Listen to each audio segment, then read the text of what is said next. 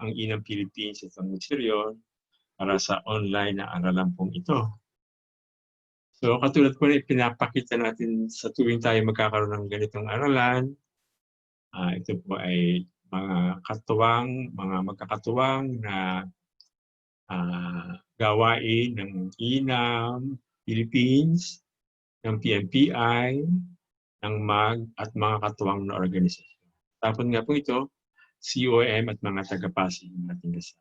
Iba-iba pong talakayan natin. Sa araw pong ito, lunas tayo. Lunas sere, pagkilala at paglunas at pag-iwas sa mga karaniwang karamdaman ng komunidad. So ngayon po yung hiling ng mga taga-Pasig, no? Yung po mga infeksyon na maaaring humantong sa sakit sa puso. Marahil po meron silang mga karanasan. Ano po? Meron silang mga kasama sa bahay o kapitbahay na may karamdaman naging ganito. Kaya ito ang kanilang hiniling. So ito po ay papalagay natin mamaya, strep throat, nagiging sanhi ng rheumatic heart disease, ipong pamamaga o gingivitis, pamamaga ng lagid, maaring maging sanhi ng coronary artery disease, COVID po, COVID, at iba pang virus infection o viral infection, pwedeng maging sanhi ng tinatawag na myocarditis. Kaya pong dati papaliwanag natin mamaya. Ano po? So yung pong mga sakit sa puso, medyo dumadami na po yun. Ang mas marami po itong huli dahilan sa pangit na lifestyle, no? Marami tayong kinakain mataba, matamis, hindi naman tayo naglalakad, no? So, tumataba po ang mga tao, tumataas ang kolesterol, tumitigas ang mga ugat, tumataas ang presyon, at maaari po magkaroon ng tinatawag na coronary artery disease. Mamaya po ipaliwanag natin ang coronary artery disease. Yung iba po naman congenital mula sa pagkapanganak, andyan yung parang may sira sa kanilang puso. Pag pinapanganak po sila, blue baby, kung tawagin kasi hindi sila pink. Kulang ng oxygen. At ngayon nga pong hapon, itong mga dahil sa infeksyon, ano po? Rheumatic heart disease at myocarditis po ang ating pag-usapan. Isa po tayo sa strep throat. Ito po yung sinasabi natin, masakit ang lalamunan. Ano po? Masakit ang lalamunan, masakit lumunok. Ang tawag ng iba, strep throat. Kung mabasa nyo, tonsillitis o tonsillopharyngitis o streptococcal sore throat, halos pare-pareho po yan. At tatawagin natin strep throat. No? So, throat, ito po ang ating lalamunan. Yung pong strep ay inaiksi ng streptococcus. Ito pong klase ng bakterya. Ito pong dahilan ng pagsakit ng lalamunan. So, ito po ay mas nadala sa bata at teenager. At nagkahawahan sa lugar na hindi maganda ang ventilasyon. Halimbawa, kung sa school, pagka sa pong bata, meron niya pwede magkahawan, o sa magkakapatid sa bahay, masyadong tabi-tabi, masyadong hangin, pwede pong magkahawahan ang strep throat o na masakit na lalamunan. So, ang sinabi ko po kanina, strep throat, kasi po bacteria po ang dahil niya, Streptococcus pyogenes. Minsan, makita nyo group A Streptococcus. So, ito po marami siyang sintomas, pero yung maganda pong tandaan itong mga sintomas na nandito sa sa pangalawang box. Sintomas ng pagkakakilanlan ng strep throat. Maga at mapulang tonsil. Ito po yung tonsil. Ito. Minsan po mayroong mga puting patsi-patsi o nana sa tonsil. Ano po? At dito minsan sabi mga pulang spot, sangala-ngala, yun po mga pulang spot. Sangala-ngala. May kulani po na medyo masakit minsan. Sa ilan po, merong skin rash. At ito po yung parati kong tinatanong sa pasyente, kung may sipon o wala. Kalimitan po ang strep throat, walang sipon. So ang kaano po nito, yung viral sore throat. Ano po?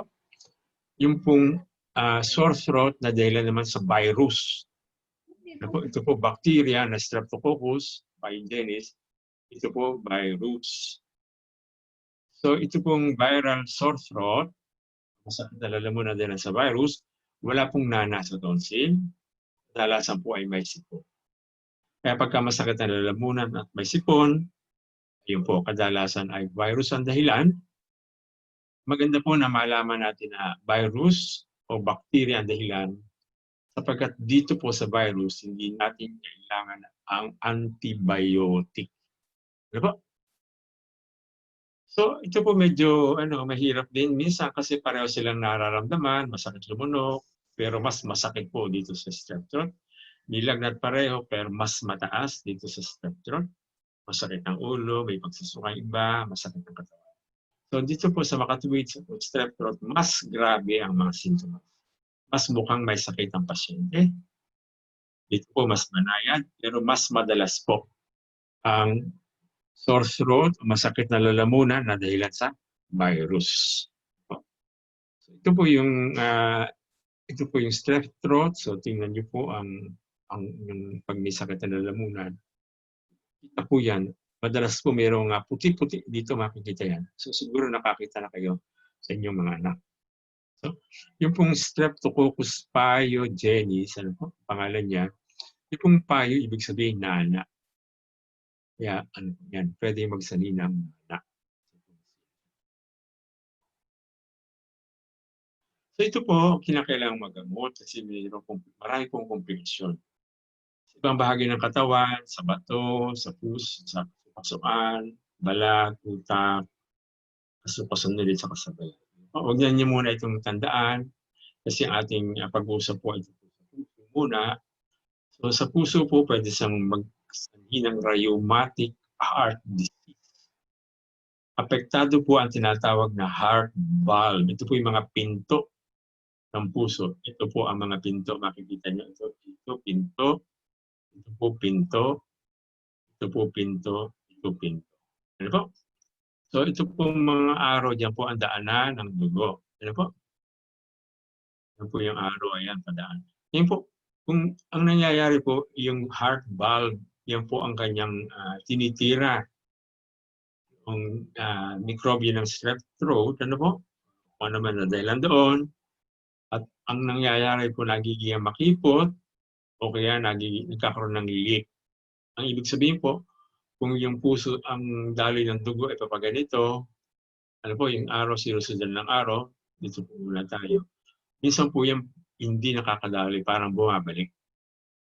Kaya po ang may sakit ng rheumatic heart disease, pwedeng maging palyado ang puso sa kinatagalan, hindi regular ang tibok ng puso. So kung mayroon pong mga babae, kababaihan na mayroong rheumatic heart disease, kung panahon po ng pagbubuntis, ano po, maaaring mahirap po silang mga anak dahil ang pagka nanganganak na parang napakalaking trabaho, minsan baka hindi nakakaya ng kanilang puso.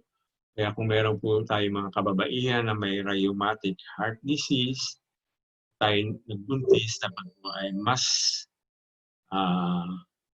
mas nagpapatingin tayo sa ating check-up. Ano po? Paggamot. So ito po strep throat dahil sa bacteria, antibiotic po ang kailangan. Antibiotic. Kung hiyang po, bumubuti ang pakiramdam sa 2 araw ng pag-inom. Pero kailangan pong kumpletuhin ang gamutan ng 10 araw, ano po, upang tuluyang makaiwas sa mga komplikasyon. Sa iba pong mga panggagamot, ang ginagawa nila parang tuloy-tuloy na yung panggagamot hanggang maging adult na yung pasyente, maging 21 years old. O depende po sa pagsusuri ng doktor. Ang binibigay pong antibiotic, kalimitan po ay penicillin, no? Yun po ang binibigay. Kung noong unang panahon, kung matatandaan yung mga Sumapen o Pentacillin, pero wala na ngayon. Pero pwede rin pong gamitin ng ibang antibiotic. Pero ito po ang antibiotic, dapat meron tayong reseta ng ating doktor. So ang gusto kong tandaan nyo rito yung binanggit natin na kung sakit ng lalamunan ay baka dahil sa strep throat o bacteria, yung napakasakit lumunok na may nana sa tonsil, ano po, at siya ay walang. So para po sa lagnat o kirot, pwede po ang paracetamol. Pero dahil po namamaga, mula namang ulcer, pwede pong gamitin ng iba, katulad ng naproxen o ibuprofen. Mag-umpisa muna tayo sa paracetamol. So ano pong may sakit, kailangan natin ng pahinga, uminom ng maraming tubig, para po maginhawahan, magmumog ng maligamgam na tubig. Ang baso pong tubig, pwede lagyan ng 1/4 ng asin. Ano po? O, pwedeng kahit na isang malaking ng asin. Asin, pagkain kasi masakit ang paglunok, ay malambot lang na pagkain at sabaw, at dapat umiwas po sa usok.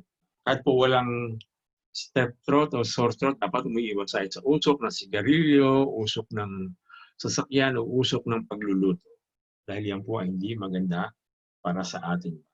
Kung may sore throat naman, mas sumasakit ang ating lalamunan. Kung mayroon tayong usok ng sigarilyo o usok ng sasakyan. Pag-iwas po, yung pong paghuhugas ng kamay ay napakahalaga. So, kahit po walang COVID, natatandaan ko sa mga school, dinidikit natin ang mga bata na maghuhugas. Gagawin gawi ang paghugas ng kamay, kasi po yan, kung umuubo, kung napupo, nahawakan ng kamay, maglilipat-lipat po sa ibang bata. Kaya hindi rin po dapat maghihiraman ng gamit. Tamang pag-ubo, yung umuubo sa ating kilikili o siko, upang hindi magkahawa. Ayun po ang throat, strep throat. Ang susunod po ay gingivitis. Yung pong gingiva, ang Ingles sa gilagid. Pag nakakita po tayo ng itis, ibig sabihin po yan na maga. O tonsillitis na maga na tonsil. So sinasabi po natin tayo, ako ay may magang tonsil o ako ay may maga o ako ay may tonsillitis. Yun po ang ibig sabihin kung mayroon tayong sakit. So ito po gingiva, yan ay gilagid, itis, gingivitis na maga ang gilagid. At minsan po naging salitang pyorrhea, ito po, grabe, nagkakaroon po ng nana doon sa ng ngipin, sakit ng ngipin. So, paano po natin kinikilala ang gingivitis, yung pong gilagid ng titingnan, dark red po siya, maga, madaling magdugo pag nagsisipilyo tayo, masakit. At kung nakikita nyo, umuurong, parang umuurong ang gilagid. Mas lumalabas ang mga ngipin. Dahil po yan ay infeksyon, minsan kadalasan po may mabaho. So ano po yung komplikasyon nito? Marami pong iba sa ngipin pa yan, sakit sa baga, stroke, o sa arthritis. Pero kung tayo dito sa puso, po tinitingnan. No? Ito po naman mas pinag-aaralan pa. Pero nakikita na doon sa mga sira ang ngipin o may mga gingivitis, mas marami ang tinatawag na coronary artery disease. Dito po pag sabing coronary artery disease, meron pong pagkipot ng ugat sa puso. Ito po yung mga ugat sa puso. Yung kulay blue at saka kulay red. Sila po yung nandun sa laman ng puso.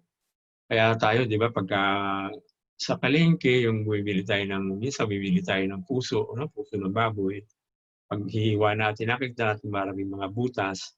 Yun po ang daanan ng ating ugat, ng dugo, yun po ang ugat. Yun po sa coronary artery disease, ang dahilan po nito kadalasan yung mga cholesterol o mataas presyon, pero tinitingnan po na kung merong gingivitis o sakit sa ngipin, pwedeng maging dahilan ng coronary artery. Ito po mas kinukumpirma pa, pero kahit hindi pa po tapos ang pag-aaral, mabuti po tayo nakakasiguro. Kaya ang akin pong, kung meron kayong isang matatandaan dito, na mahalaga po ang pag-aalaga ng ngipin. Ano po? Kaya tuturo natin sa ating mga bata, basta pwede na makahawak. Si Pilio, magandang tinuturuan na siya ng brush. Sabi po natin, sa coronary artery disease, may pagkipot ng ugat. Pag masyado nang makipot, may paninikip ng dibdib o yung tinatawag nating angina o sakit sa dibdib. At kung inalaunan po, pwede na mag-atake sa puso. Ibig sabihin po ng atake sa puso, nagbara. Nagbara na ang makipot na ugat. So ang paggamot po, paglilinis ng dentista muna kasi pero po yung pangmatagalan para hindi na tayo kakaroon ng ganyan, di na uulit. Yung regular na pagsisipilyo, paggamit ng dental floss at mumog. Susunod na slide, mas papakita ko po ito. Meron pong tamang pagsisipilyo. Ang pagsisipilyo po, pwedeng 2 beses araw-araw. Hindi na po yung tuwing kakain ay magsisipilyo. Sabi po ng mga dentista, umpisa mag-isipilyo sa umaga, pagkagising, at sa gabi bago matulog. Pero po yung pagsisipilyo dapat 2 minuto bawat pagsisipilyo. Siguro meron kayong hinaham sa inyong isip, no? Parang may kinakanta kayong isang kanta na paborito niyo, ganun po katagal isang kanta, mga 2 minuto. Para po ang lahat ng surface ng ngipin ay tatamaan ng ating sipilyo. So yun po ating sipilyo, dapat po medyo mag-invest tayo dyan o gastusan natin. Kasi po kung sira na yung sipilyo, magandang mapalitan po yung sipilyo tuwing ika-3 buwan o 2 buwan. Yung pong magandang sipilyo, yung pong malambot, soft o kaya medium. Kung meron po tayong pera na pambili ng toothpaste, okay lang po. Pero kung wala, okay lang na yung toothbrush na lang. Huwag na pong magamit ng mga sodium, yung mga baking soda. Hindi po yan kailangan. Ayaw na mga dentist po niya. Ano po? Yun po, anong gagawin mo? Kasi sabi natin magsipilyo 2 beses ang araw. Sa iba po, kung tanghalian o merienda, dapat po nagmumumog tayo matapos ko. Ito pong dental floss, ito po ay parang sinulid, ano po? Pero ito may kamahalan at marami akong nakikita na hindi gumagamit ng dental floss. Pero yung pong dental floss ay inihahatid ng mga dentista na sana minsan sa isang araw ay malinis ang mga pagitan ng ngipin. Kasi hindi po nararating ng sipilyo yung kaya kinakailangan ng dental floss. Okay. Sa dentista po, sana po 2 beses sa isang taon, pero may kamahalan. Pero sana po maging gawin natin ito para kasi sa magkasakit tayo sa puso, pinalaunan, pag-iwas sa matatamis, kasi po yung tamis ang pinanggagalingan ng pagsira ng ngipin. Siyempre po, masustansyang pagkain para po ang ating ngipin ay matibay. Okay, so, natapos na po tayo sa strep throat na nagdadahilan ng rheumatic heart disease. Natapos na po tayo sa gingivitis na nagdadahilan ng coronary artery disease. Pasensya na po, mahirap pag tinagalog, lalong mahirap hindi maintindihan. At ito po pangatlo, COVID at iba pong virus disease, no? Na magsasanhi naman ng myocarditis. So hindi lang po COVID ang pwede magdahilan ng depression sa puso, ano po? Iba pa pong mga virus, no? Yung virus na nagdadala ng sipon, siya po ang pinakamadalas. Yung hepatitis po, pagka hindi tayo sinuswerte, pwede po magkaroon tayo ng tinatawag na myocarditis. Mamaya ipapaliwanag ko yan. Yung herpes, yung German measles, at marami pa pong. Ito po, pag sinabing nagka-myocarditis, so nag-uumpisa po yan sa parang tinatrangkaso. Kasi nga po may virus, may infection tayo sa virus. So yung pasyente ay may lagnat, masakit ang katawan, ulo, maaaring may sipon. Ano po? Pero ang kakaiba po, ang kakaiba. Ano po? Dun sa iba. Dahil po itong pamamaga sa laman ng puso, ang kakaiba po, sila ay mukhang pagod na pagod o hirap huminga. Ano po? Pinula po, pinula, mapula yan kasi po, ang ating pong mensahe rito, kung meron tayong parang kasama sa bahay na parang may trangkaso. Ano? Trangkaso. Parang nararamdaman, pero sila ay, bakit kay ba pagod na pagod o kaya hirap na huminga? Magsususpect sa tayo siya na baka meron siyang palyadong puso dahilan sa myocarditis. No? Ito po, medyo madalang to, pero nangyayari po yan. No? Pag nangyari po yan kasi, yung iba talagang napapahamak. Ano po? Pwedeng ma-heart attack siya o magka-stroke, hindi regular ang tibok ng puso, at maaari pong mamatay. No? So ang sasabihin ko po dito sa atin, ulitin ko po kasi mahalaga ito. Kung meron pong parang may trangkaso, pero siya ay masyadong pagod. No? Walang ginagawa pero pagod. Hirap na hirap huminga. No? Kahit na wala naman siyang ginagawa. Ito po ay signal dapat dalhin sa ospital ang pasyente. Hindi lang po sa klinika, kundi sa ospital. Okay? So yun po ang ano. So, yun po ang hiling ng mga taga-Pasig, yung mga pag-uusap tungkol sa mga infeksyon na pwedeng magkaroon ng epekto sa puso. Ano po? Ngayon po, ang COVID ay isa po dyan. At nasabi naman ni Ivy na gusto magrepaso. Kasi po napag-aralan na natin ito, pero marami pong bago na hindi nakakinig nito. Kaya ulitin po natin ang mabilis, ang para pong parang review tungkol sa COVID. Ano po? Isang oras na po tayo. So, medyo bibilisan ko na po. So, mahalaga po yung pag-iwas. Ito pong parati natin tatanda, physical distancing, face mask, face shield, respiratory etiquette. Ito pong tatlo na ito ay para maiwasan yung tinatawag na respiratory droplet. So, meron tayong kasama na umubo, o bumahing, o kumanta, o sumigaw, o nagsalita, huminga. Mismo sa kaharap natin, sila po ay pwedeng magkalat ng tinatawag na respiratory droplet. Ano po? Ito po naman, yan po ang pag-iwas. Physical distancing, face mask, face shield, respiratory etiquette. Ito po yung umuubo ng tama at paghuhugas ng kamay at pag-disinfect. Ito naman pong dalawa ay yung mga tumatama sa sore face. Ano po?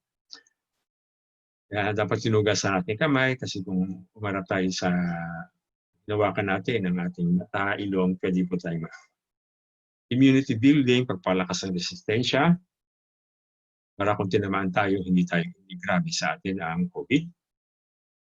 Yung dalawa ay para mas ang public pagkuha ng tamang informasyon at sama-sama sa nagkakaisang po. Mabilis lang ang virus po, umiwas sa pagkakahawa. Direct po ito sa respiratory droplets ng virus mula sa pagbahing, pag-ubo, pagsigaw, pagkanta, pagsalita, paghalik nga ng may COVID. Pag-ubo po, 3 to 6 feet po ang layo, kaya sinasabi natin, isang metro ang lalayo pa sa ibang tao. Ang dami po ng virus, depende sa ginawa. Kung pagbahing, 10,000. Kung paghinga, 20. Yung mahahawa, sinasabi na maka 1,000, hawa ka na. Nangyayari yan kung matagal kayong magka-contact ng tao. So, huwag kayong makikipag-usap ng matagal. Kailangan mag-usap, huwag makipag-usap. Okay? At din po sa resistensya ng katawan. Yung pong narinig minsan airborne daw, pero ito po pwedeng airborne kung nasa saradong lugar na pangit ang ventilasyon. Halimbawa, nasa silid o CR na walang bintana o kung nasa elevator. Kaya mag-ingat tayo pag nasa elevator. So, alam niyo na, tumigil sa bahay, naninais sa daloy ng hangin, lumabas lang kung may importanteng lakad. Sa labas, lumayo ng 1 metro o higit pa, mas malayo, mas maganda. Mula sa ibang tao, umiwas sa mataong lugar, lalo na siksikan, lumayo sa mga taong may ubo sa paraang hindi naman makakasakit ng damdamin. Wala pong diskriminasyon tayo, ha? So, ayan po. Huwag tayo mag-party. Wala po yan. Pwede po tayong bumili ng pagkain sa restaurant, dilaw. Pwede pong gawin, mamasyal. Kung walang ibang tao, halimbawa meron kayong garden, o punta sa parke na walang tao, okay lang po yan. Ha? Okay? Yung pag-iwas po sa, sa droplet, sabi natin, kung nandyan na yan, nandito po. So, ito hindi ko na babasahin kasi pareho naman. Magsuot ng face mask. Kung meron kayong face shield, mas maganda. Nagdag na protection din kung may Google o salamin. Ito po si Secretary Duque. Kanya lang po, huwag tayong malilingat, ha? Na minsan baka binababa natin, malungkot po tayo niyan. Baka tayo makahawa. So, kung nagsusot po ng face mask, pareho ka nagsusot ng face mask, mas maliit po yung posibilidad na tayo ay yung ano rin po yung pangalawa dun sa mga droplets, sumigaw, kumanta, humahing, umubo. Pwede po merong naiiwan ng mga virus sa may mga binabaksakan. Ano po? Okay? So, ito po para hindi tayo, dapat bumahing tayo para hindi tayo makahawa pala. Para hindi tayo makahawa, bumahing po tayo sa liko, sa kilo ng siko, o kaya sa kilikili. Ano po? Maaari din ubos sa ilalim ng kwelyo o damit, kung ubos sa panyo o tissue, maayos na itapon ang tissue pagsabon ng kamay.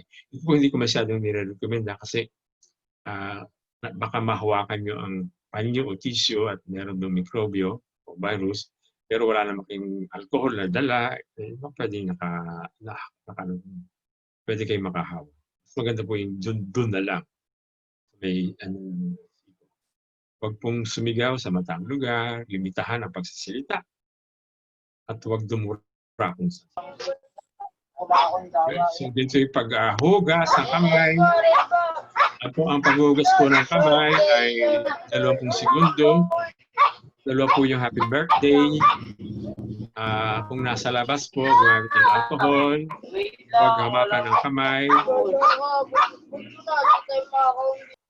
Sige po, Malu, paki-off lang yung paki-mute. Merong isang... paki-mute lang po si Reina. Paki-mute po si Betty Hugo. Malu, paki-mute si Betty Hugo. Dok, hindi po siya ma-mute. Kailangan mag-mute siya sa sarili niya. Betty, mag-mute ka lang. Sige, thank you, Betty. Paki-mute. Okay. So, yun po, dito po yung ating lang, yung paghugas ng kamay. Ano po?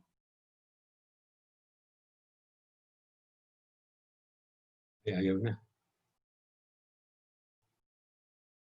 Yun po.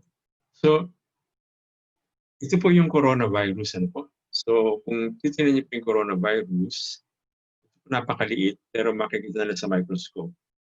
Ito po yung mga spike kung tawagin, spike proteins. Yan po kung tawag na corona, parang corona. Tapos meron pong sa loob, merong nucleic acid. Ito po yung tinitingnan doon sa PCR, RT-PCR, swab test, yan po ang tinitingnan. At meron pong lipid layer kung tawagin. Kung lipid, ibig sabihin taba. So, pag nagugas po ng kamay, yan po ang sinisira ng sabon. Yan po. So, ang tuo po hindi nakakapatay ng virus. Ang alak po hindi nakakapatay ng virus. Ang suka hindi po nakakapatay ng virus. Ang init po kung 56 degrees, pero ang tuog po, pagka 48 na, 56 yan, hindi na kaya ng ating ilong. Ang UV medyo sumikat ngayon. Ito po nakakapatay ng virus, pero hindi po dapat may tao kung ginagamit ng UV. Ultraviolet light, dapat po yan may lang sarado ang walang tao, pinapatay po ang mikrobyo sa mga lamesa at mga dingding. So umiwas po sa pagkakahawa sa virus na nasa pagitan ng pinto, mesa at iba pang surface. Gusto po makita ng salitang fomites, kung meron pong droplets o binagsak, yung nasa, ano po yan, yung nasa ere, pagka fomites po, nasa surface.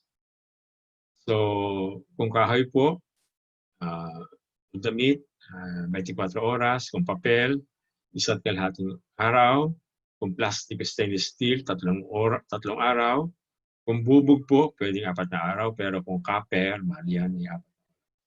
So dito po, secondary lang po ang ano dyan, yung dahil tayo nakahawak ng madumi, ang talaga pong pangunahin yung pagkahawa mula sa paglanghap natin ng droplets. So linisin ito po, alam niyo na siguro yung sa paggamit ng Sunrox. Pero dapat yan, mga ilang minuto bago punasan. Ano po, sa mga 10 minutong hayaan po ang bleach, no, bago siya punasan para matuyo. Matapang po yan, kaya magsusot ng globe at nakabukas po ang bintana habang ginagawa ang pag-disinfect. Tawagin. So po, sinisira rin niya po ito, yung bleach po, yung Sunrox. Yung pong mahalaga yung pagpapalakas ng depensa ng katawan, ano po, kasi kung nandiyan na nakapasok sa ating katawan, maganda na yung ilaban tayo sa sapat at masasabi pagkain, ehersisyo, 30 minuto araw-araw. Ito pong pinakamahalaga. Natag na isip at sapat na tulog. Ito po pampalakas ng ating resistensya. Kasi kung isip tayo at hindi tayo makatulog, may hina ang ating immunity. Hindi lang po pagkain at ehersisyo. So, yan po, ulitin ko yung ating pinag-usapan na kanina.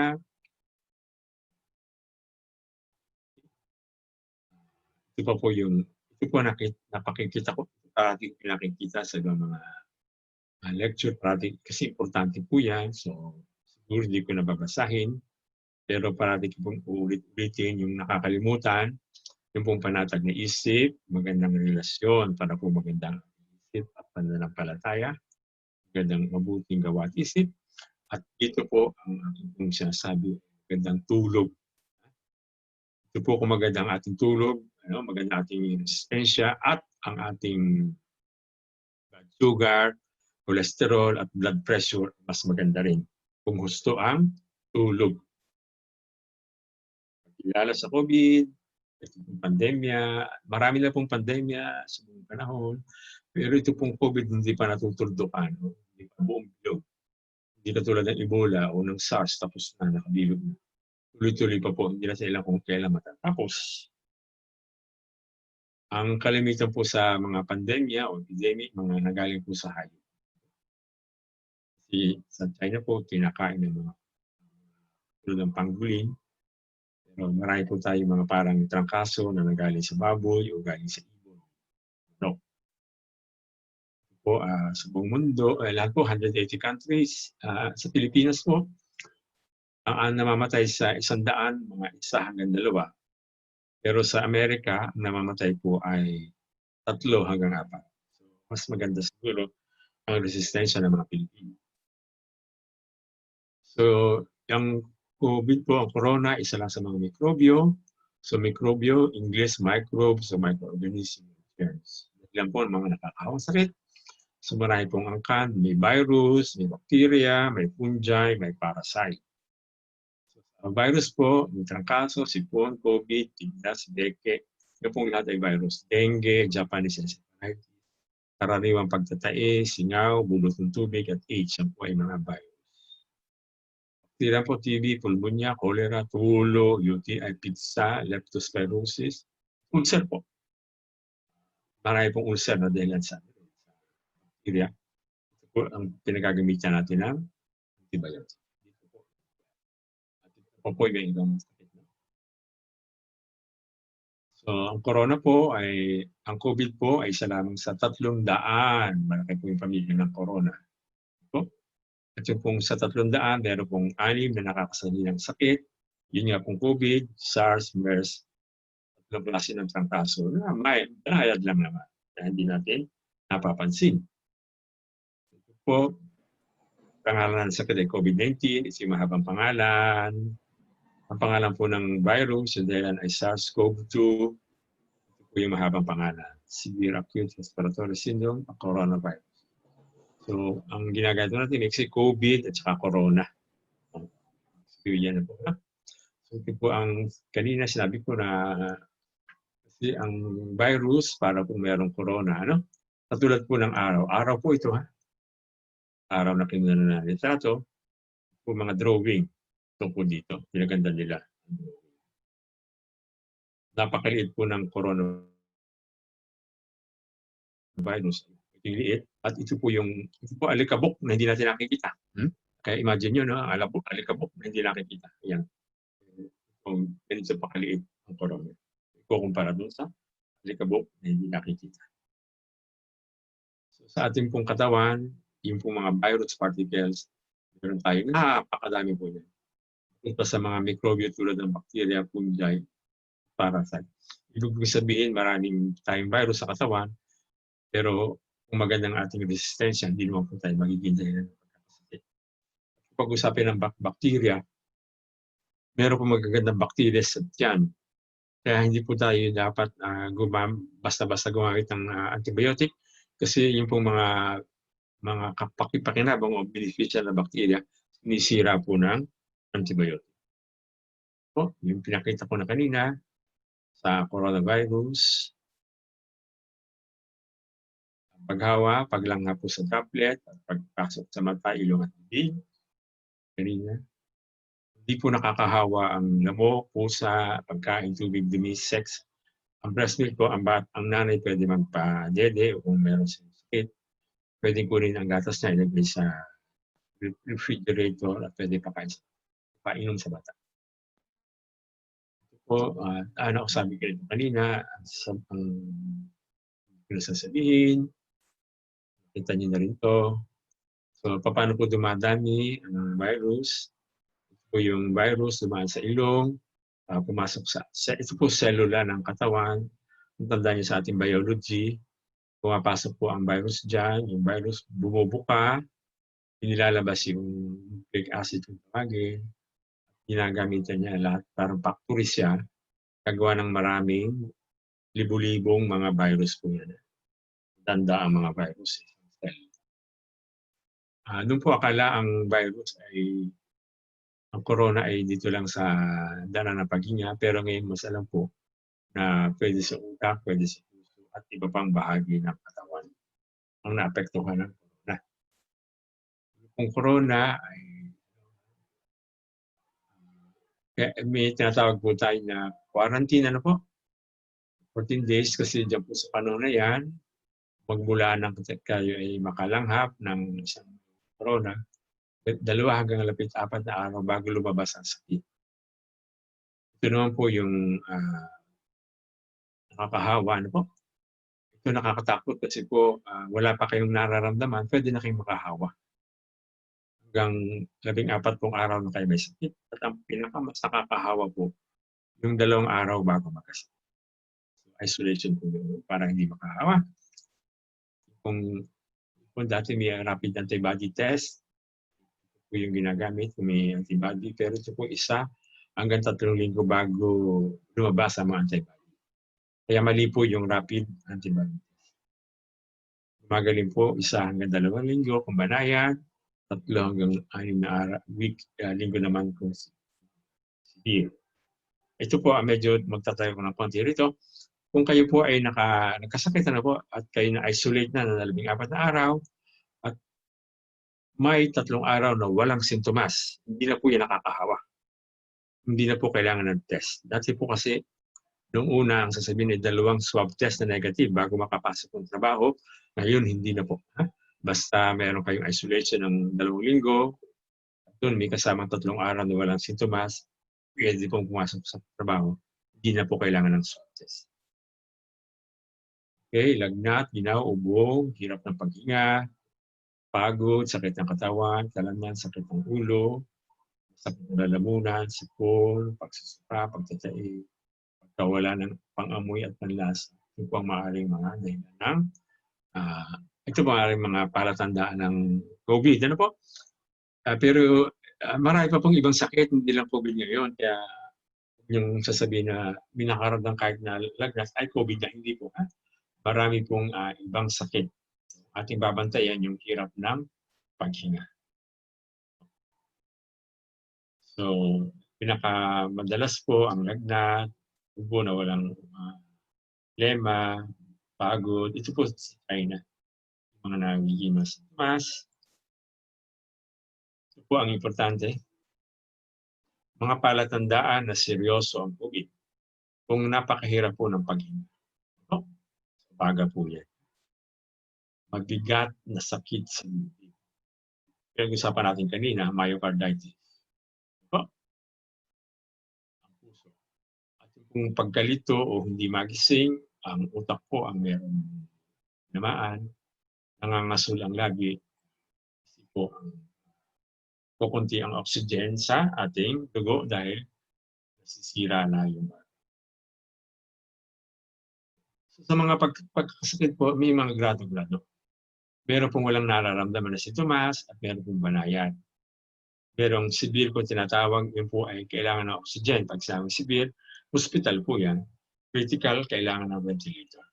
Pero ang hindi dahil medyo maganda dahil itong walang nararamdaman at saka banadang pakiramdam, 97 lang po yun. 97%. 100 po, 97 yan. So, kunti lang po yung talagang critical o severe. Sabi ko yung namamatay sa atin, 1 hanggang 2 lang ang namamatay sa 100. So, yan po, inulit ko lang dito. Pangahawa, 2 hanggang 3 pong tao ang nahahawa ng isang may sakit. Pero sa ating pong contact tracing, si Mayor Magalong, 37 na tao po ang pinapahanap sa mga contact tracer.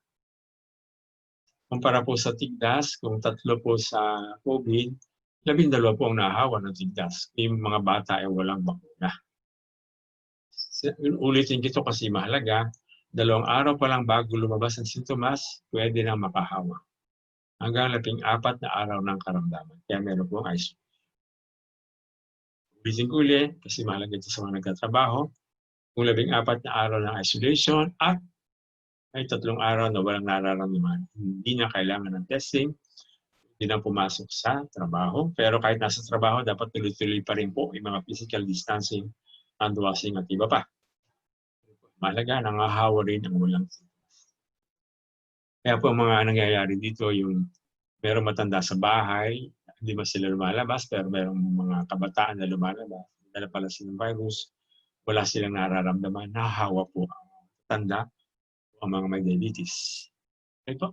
So, maaari pong mahawang lahat, pero mas delikado ang sakit sa matatanda.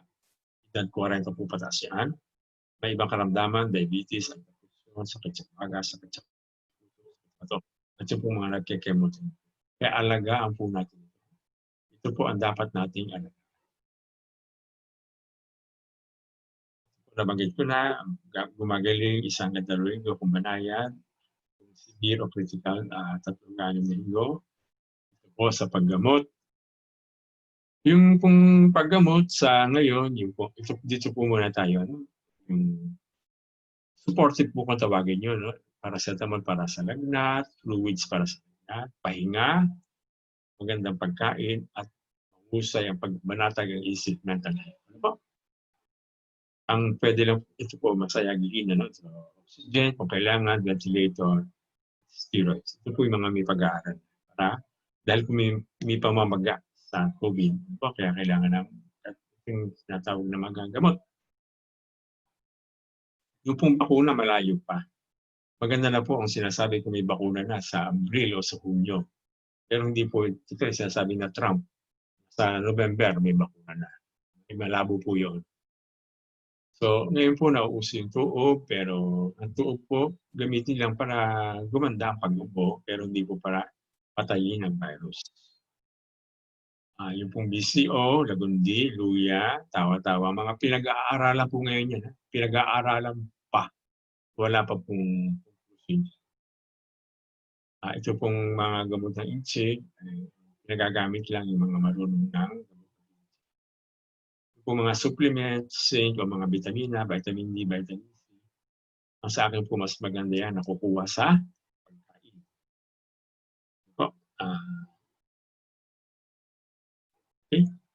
So ito po, medyo yung hydroxychloroquine, napasama yan sa, sa mga usapan ngayon. Ngayon po, dati napag-usapan na walang bisa siya. Pero ngayon po parang nire-review, tinitingnan kung may mga pag-aaral. Kaya po sa PGH, meron po pag-aaral tungkol sa hydroxychloroquine. Ito pong remdesivir, si Isko Moreno, marami sa mga binili para sa Manila. Ito lang po yung isang gamot na pwedeng epekto laban sa COVID o corona. Una, sabi natin matagal pa. Ang nangunguna po rito yung China at saka Amerika. Meron po silang tigatlo na pinag-aaral malapit na matapos. Sila mas pinakamalapit matapos. Pero po itong sa Russia, malayo pa. Testing po, tinetesting natin yung virus at saka antibody. Okay, ito po medyo magtatagal ng konti. Meron po kayo narinig na swab o RT-PCR. Dito po tinetesting yung ito pong nasa loob, yung nucleic acid sa loob. Ito naman pong nasal swab, kung marinig natin. Pero positive yan po ilang araw matapos mahawa hanggang 14 na araw pagkakasakit. Ito po yung maganda na gamitin para sabihin na meron kang virus, pero ito po matagal. 2 araw o higit pa at mahal. Ngayon po marinig yung rapid antigen test. Didebate po dito. Kasi ito po mabilis. 15 to 30 minutes may resulta na. Pero konti lang po yung nagpa-positive. Positive ka pero hindi makikita na positive. Hindi po siya masyadong. Nag-uusapan pa po ito kung paano. May mga research po na ginagawa sa Baguio. Ito pong rapid antibody test, ito po yung sasabihin ko na maraming pagkakamali. Kasi po ito po yung inasahan, no? Ang nakikita po din antibody, yung pong panlaban ng ating katawan. Pero yan po lumalabas 1 hanggang 3 linggo matapos mahawa. Kaya maaaring meron na po kayong virus, pero wala pang antibody, kaya sasabihin negative. Yun po ang false negative. Negative ang resulta sa antibody test, pero may virus na katawan. Kaya yun po may nangyari dito, halimbawa sa Orbo, kay Richard Gomez, na may mga umuwi doon, negative sila, pero rapid antibody test pala yun, meron pala silang virus, yung corona, COVID, nanghawa sila. Ito po hindi na pinagagamit ang rapid antibody test. So ito po sa ngayon, RT-PCR, at baka maaari po rapid antigen test, pero baka ito po sa mga turista lang gagamit. Control, mabilis na po. Nasabi ko na kanina, yung lockdown para pigilin ang mobilidad ng mga tao, magkahawahan, quarantine, para alamin ka kung nahawa, isolation, 14 na araw din. Kung confirmed na po kayo, positive, para hindi manghawa. Okay, so, kung programa ng pamahalaan, testing, tracing, isolation, treatment, at sinasabi nila, meron tayong mga CHAR, pero hindi masyadong pinag-uusapan yung prevention. Ito po yung dapat pagtuunan ng mas malaking pansin at budget. Ito po ang tunay na frontline. Ano po, sa ating community po, ang tunay na frontline sa mga bahay. Para huwag na pong pupunta rito sa mga ospital. So, kailangan po natin ng tayo magsama-sama pagkilos, pero dito pa rin po sinasabi ko na komunidad at mamamayan pinakamahalaga ang ating partisipasyon para masugpo ang COVID. Dapat malinaw ang mga salita, marami po tayong confusion kasi iba-ibang mga binabanggit ng mga nagsasalita sa TV. Dapat po isa lamang direksyon yan. Ngayon po, kahit na may COVID, baka po makalimutan ibang mga sakit. Marami po yung sakit, TB, mga sakit sa puso, aksidente. Minsan po hindi nakakapunta ang pasyente sa ospital kasi takot sa COVID o puno na sa COVID ang mga ospital. Pero kung dapat tuunan ng pansin, kasi marami rin pong namamatay sa mga sakit na ito. Ano po? At hindi po sinabi kanina, yung para huwag magkasakit, tuloy-tuloy po dapat yung mga ganung programa. At ito po yung parating malaking dahilan, magtatrabaho ba o malusog. No? Ito po yung mga dapat pag-usapan. Pwede po naman magtrabaho pero sana stricto mga minimum health standards. Okay? So yan po, responsibilidad natin lahat. Aral po tayo mula sa gobyerno, sapat na suporta upang makaiwas sa sakit. Kung mga polisiya natin dapat base sa pagkakaliksik, mga katarungan makatao na mga patakaran, hindi yung nag-discriminate.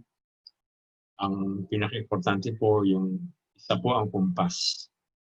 Yan po parang maraming kumukumpas. At ito po, sana po ang tao ay may tiwala kung mapagkalinga ako. Tayo naman po bilang mga Pilipino, dami natin salita tungkol sa pag-aalaga. Kalinga, aruga, malasakit, linga, alaga. Kaya tayo po ay may concern tayo sa ating mga po ito, yung parating pag-iwas. Importante, bago ko lang sasabihin, yung armado tayo ng tamang kaalaman. Kung meron po tayong yung mga internet, ito po ang mga magandang pagkunan lang sa Department of Health, sa WHO, kahit sa Amerika. Yan ang mga tama ang kanilang informasyon. Sana po ang mga TV natin, yan ang binabasa. Isang po hindi. Ngayon po, ito ang aking panghuli, yung aking pag-uwi nyo, no? Maganda pag-usapan, pag-iwas sa COVID. Paano po natin makakamtan ang minimum health standards sa limitadong kurso ng komunidad? Hindi naman tayo masisisi kasi ang bahay natin napakaliit. Bakit tayo, I mean, yung pong pag-physical distancing, ano po? Meron nga pong nagsasabi na sila sa pagtulog kasi pagka hindi sila nag-shifting sa pagtulog, hindi magkakasya ang mga 6 na tao sa isang maliit na bahay. Pagkilala po, yung virus, yung nabanggit natin kanina, mahirap pong kaharapin ang isang kaaway na hindi pa natin gaano kilala. So, aasa po tayo sa mga siyentista para mas malaman pa kung ano ba itong COVID na ito. Hindi pa po siya masyadong naintindihan. At yung pong sa pagkontrol ng pandemya, sama-sama po tayo lahat, may papel ang individual. So, yun na lang po. At kung meron kayong mga katanungan, pwede po din tanongin. So, dahil sa puso tayo ngayon, ang ating pinag-usapan, mga Koreano, may mga hard Korean novela nyo. So, yan po. At kung bibigyan ko na po kay Annie, kay Malu, para po padalayin ang mga tanungan. Muna, Anne or Malu? Okay po, maraming salamat po, Doc Sid. Ayan. So, kumusta po tayong lahat? Ayan, pwede na po mag-on ng mic. Magandang hapon po. Good afternoon po, ma'am. So, pwede na po tayo mag-on ng microphone. Pero po, pag magtatanong po, pag-ikilala, pwede po. Yes po. Sige. Bago tayo magtanungan, nakita ko merong 29 participants. Mag-stop share ako. Para kung pwede pong maglabasan tayong lahat. Tayo ay magpa-family picture. Family picture. Wala pa po si Gerald, si Amelita, ayan, lumabas na. Arlene, Dave, pwede ka lumabas. Good afternoon, Doc. Good afternoon. Yun. Si Sam. Sam, maglabas na tayo. Hindi kita nakikita kasi. Maglabas na tayo. Ha? Taga po 24 po kayo lahat. 29. Si Lisel, si Margie, Rose, Mary Lord. Parang kilala ko si Mary Lord. Ha? Yan. Sino po si Malu? Sandali lang, Doc, ha? Inahandak. Ino-off ko na po ang Facebook kasi nakita. Sandali lang po, Wait lang po. Sige. Lenny, Giselle, maglabasan kayo ng screen. Okay lang. Si Rose. Wait lang po, Oo. Mary Lord. Bago tong aking ginagamit. Thank you. Nahanap ko po. Isang beses lang po ako mag-shot. Kasya tayo Ay, na. sandali lang, Doc. Sandali lang. Hinahanap ko lang yung aking pagsisavean. Pwede po kayo mag-usap habang naghahanap Oo, ako. sige. Pwede na po ba magtanong? Pwede na, pwede na. Ay, Doc. Pwede na. Tama, maganda. Para nagagamit ng oras. Jocelyn po ng LRB. Ay, kumusta, Jocelyn? Apo, tanong ko lang po, Doc, kung ano po yung sakit na diverticulitis. Okay. Yung diverticulitis, namaga ang diverticulum. No? Ang diverticulum, nakikita yan sa bituka.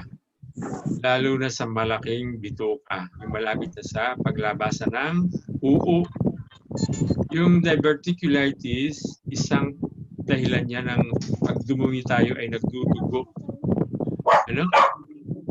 So, isa yan sa kinukonsidera kong nagdudugo. Of course, kung nagdudugo tayo sa dumi, maaaring meron pinakamadalas dyan ay hemorrhoid, Uranus.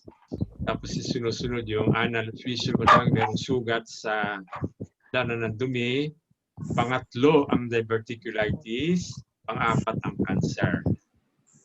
So, yung diverticulitis, bali, pag meron tayong sakit na ganyan, kasi pwede paulit-ulit yan. Pwede yung sinusunog.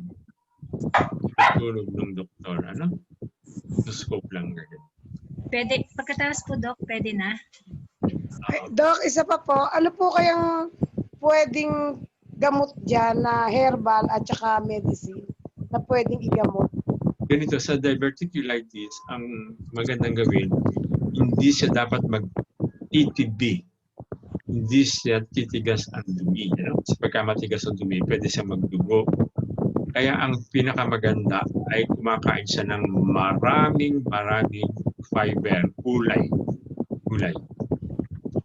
Bukod sa maganda ang kanyang pagdumi, ang isa pa sa maganda sa gulay, ito fiber, yan ay nakaka-prevent ng cancer. Isa yan sa sasabi para pag-prevent ng cancer. So, ang gulay talaga ay mahalaga. Marami siyang, hindi naman lahat ng cancer na pe-prevent niya, pero marami siyang cancer na kayang ma-prevent, kasama na yung cancer sa colon. So, gulay. Gulay lang po. Ano po yung mga bawal na kainin? Ang bawal dyan, yung nakakapagtataba. Kasi pagka kumakain tayo ng mataba, maraming protina, pwedeng mas matigas ang ating pagdumi. Bukod doon, kinakailangan din na kumikilos ng maganda. Mag-exercise, naglalakad, nagtatrabaho, para maganda ang daloy ng dumi. So, sa may diverticulitis, dapat nating maiwasan na magkakaroon ng pagtitibig. Sa herbal po, Doc, ano kaya yung pwede nating ibigay na pagka ganyang may sakit? Ang herbal ay gulay. Di ba ang mga gulay, herbal yan? Apo. May pagkain ka na, may herbal ka pa. Yan ang Okay ninyo, po. ha? Let thy food be thy medicine, ha? Apo. Ang gulay ay herbal. Ang prutas ay herbal, ha? Apo. Ang mga Thank you, beans Doc. ay herbal. Okay. Sige po. Sige po. Pwede na po tayo mag-picture muna. Okay.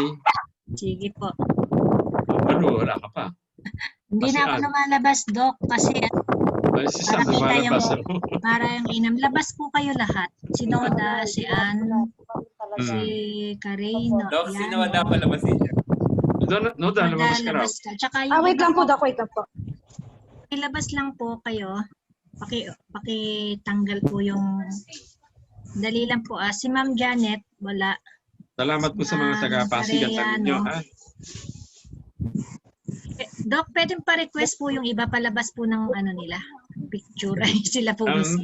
Ang hindi pa lumalabas ay halos lahat. Careno, Careyano. Si Karen. Karen, lumabas ka. Karen, Sa meeting. Lenny, Pas nito. Sana. Margie. Sige Yun. po. At saka si Rose. Nakapicture. Mary Lord. Si Mary Lord. Mary Lord. Mamaya, Doc, sa second batch po siya. Ganoon. Sige po. Kaya pong lumabas ba nung iba o hindi na? Ganyan na lang. Sige po. Ma'am.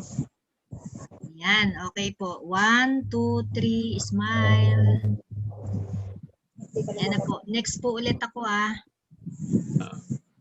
Hindi natin alam kung sino sa Sandali first lang at po, sa second, di ba? Si Ivy Rose, parang nakita ko kanina, si Ivy Rose. Si Ivy. Ayun, susunod. Si Noda, meron siyang tree. Sa likod, no? May punong kahoy. si Yes, Noda. Doc, nandito ako sa garden. Wow.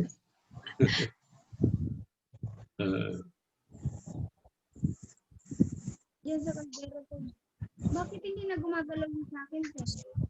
Yung ginawa mo dito. Okay na, Malu? Doc, ano po, si Margie, si Mary Lord, at saka si Rose. Si Karen din. Mariel Lynn, tsaka pakilabas po kayo Margie. para ma-shot na po. Mary Lord. Okay. Mary Lord. Rose. Margie.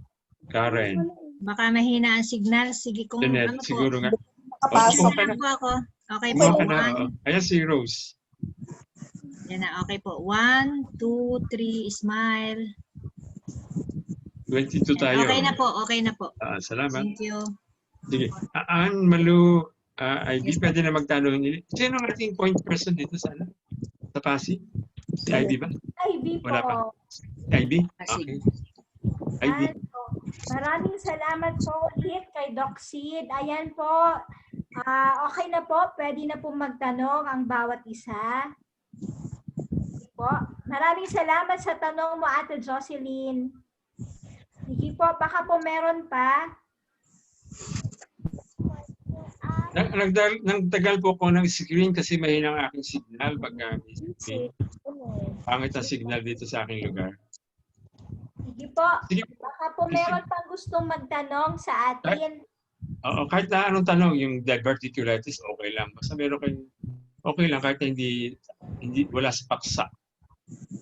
Opo. Pwede po. Kahit po anong tanong nyo pong tungkol sa sakit na may naramdaman po, tapos pong clarify kay Doc. Okay na. Okay na. Baka wala naman. Mabuti malulusog tayong lahat. Kung wala na po, pwede na mag-meeting. Ann? Yan, opo. Magme-meeting na po tayo na Ayan. Ate Malu, hello po. Yes, Ann. Mag-share screen po ako. Kaso Sige. hindi ko na po alam kung alin yung pipindutin ko. Teka lang. Sandali lang nasaan ka na? Pindutin mo share screen. Apo, nandito po ako sa share screen. Pipindutin ko po ba? Pipindutin mo yung green na yon, share screen. Pipindutin ko po siya. Ayun na po. Tapos, And then makikita mo yung mga files mo. Kung alin yung gusto mong i-share, pindutin mo. And then may makikita ka sa right, left, share. share. Okay po. Ito na po, ate. Yan. Nakita na po Yan. ba nila? Nag-ano pa? Yan. Okay na. Okay po. Pasensya na po. Practice po ako. Ayan. So, eto po. Hello po sa lahat ulit. Rinig pa po ba ako? Pasensya na ho. Medyo nagpa-practice ako ngayon sa aking pag-share screen.